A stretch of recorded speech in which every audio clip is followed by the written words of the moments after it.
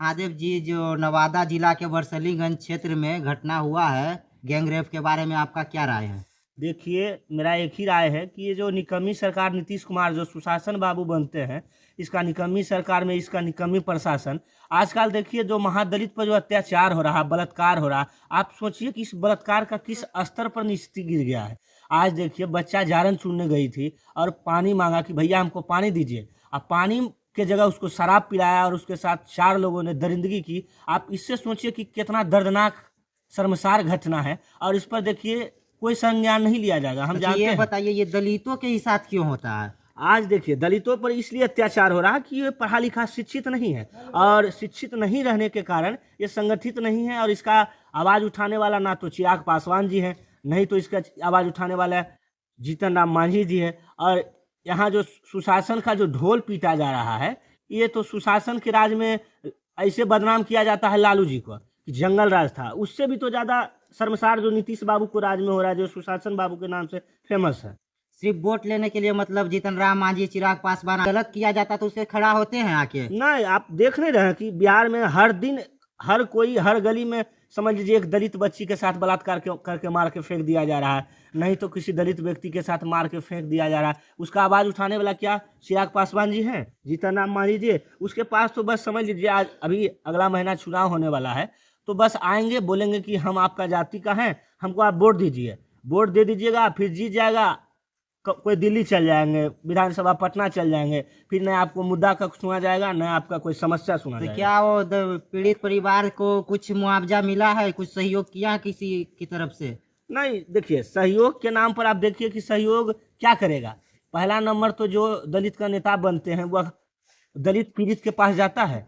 दलित पीड़ित के पास अगर चिराग पासवान जी या जीतन राम मांझी जी अगर चल भी जाएं तो शायद इसका समस्या का कुछ तो निदान हो सकता है, लेकिन ये जो है नेता एसी का इन लोग को आदत हो गया है, ये अपना कुर्सी का अथी छोड़ना नहीं चाहते, इसलिए दलित समाज पर दिनों पर दिन अत्याचार हो रहा है।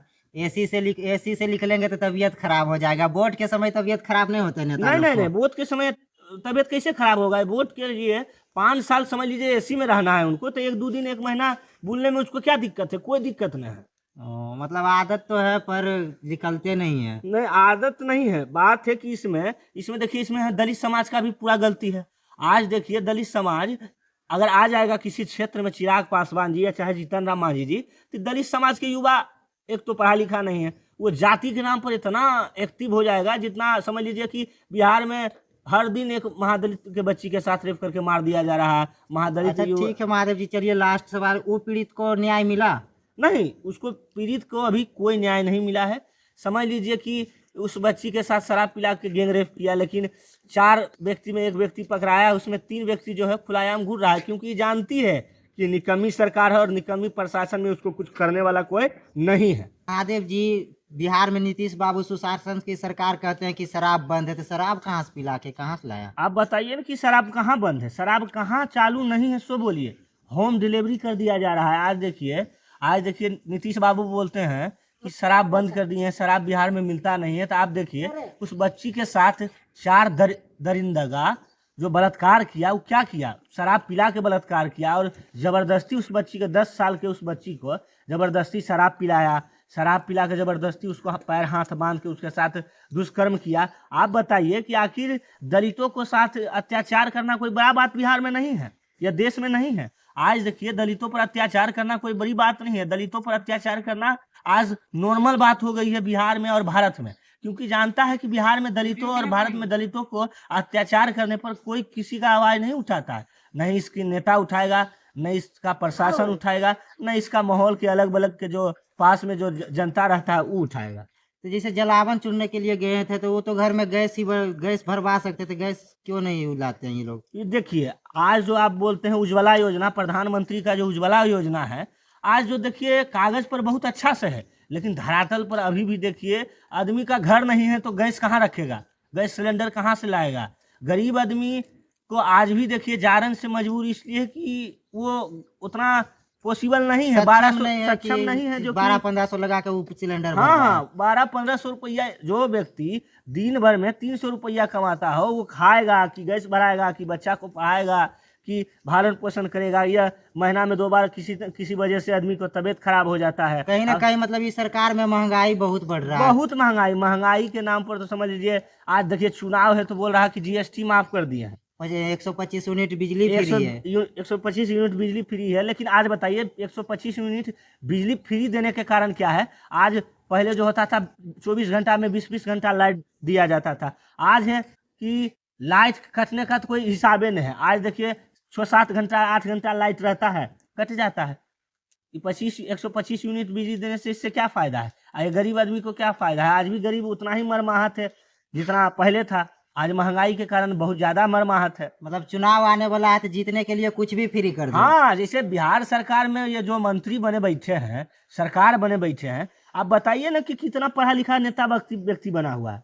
आज जो आंकड़ा बताता है बिहार सरकार को उतना बचते नहीं है जो हम लोग का बिजली फ्री कर देगा या महादलित को कोई लाभ दिला सकता। आज हम बताते हैं कि महादलित जो है, सब जानता है कि महादलित पर अत्याचार करेगा तो कोई नहीं बोलेगा, नहीं उसका नेता बोलेगा, नहीं प्रशासन बोलेगा। आप जाइएगा केस करने तो महादलित के नाम पर सुनने पर आपका केस नहीं लिखा जाएगा। अगर आप किसी तरह चल भी जाइएगा तो आपको जानवर जैसा बर्ताव करेगा वहाँ के प्रशासन, वहाँ के दरोगा, बोलेगा बाहर खड़ी रहो तुम लोग। अच्छा महादेव जी, ये बताइए, जनसुराज का बड़ा ही चल रहा है चर्चा, एक कार्ड बनाया जा रहा है और वो सिर्फ ये सुनते कि दलितों ही, स्वर्ण जाति के दलित अति बस्ती में नहीं जाता है। जानता है कि अगर हम किसी अगरा जाति के मोहल्ला में जाएंगे तो वो लोग पढ़ा लिखा शिक्षित है, वो लोग डिबेट करेगा, सवाल पूछेगा। दलित के बस्ती, महादलित के बस्ती इसलिए जाता है कि महादलित बस्ती को जानता है कि ये लोग के बोलेंगे कि इस पर 20,000 रुपया देंगे, इस पर इलाज करवाएंगे। तो बेचारा गरीब आदमी है, पढ़ा लिखा नहीं है, और गरीब आदमी बहुत ईमानदार और दिल के बहुत साफ होता है।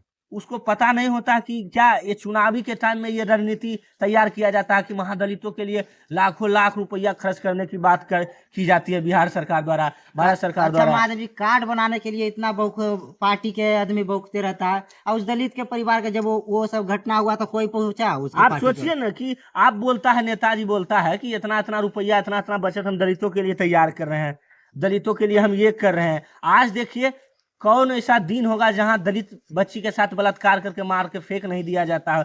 दलित युवक को हर जगह रास्ता, नाला, नहर, कहाँ बेइज्जत नहीं किया, जाति सूचक शब्द बोलता है, मारता है, शोषण करता है। आज देखिए कि आज दलितों में सबसे महादलित है मांझी समाज।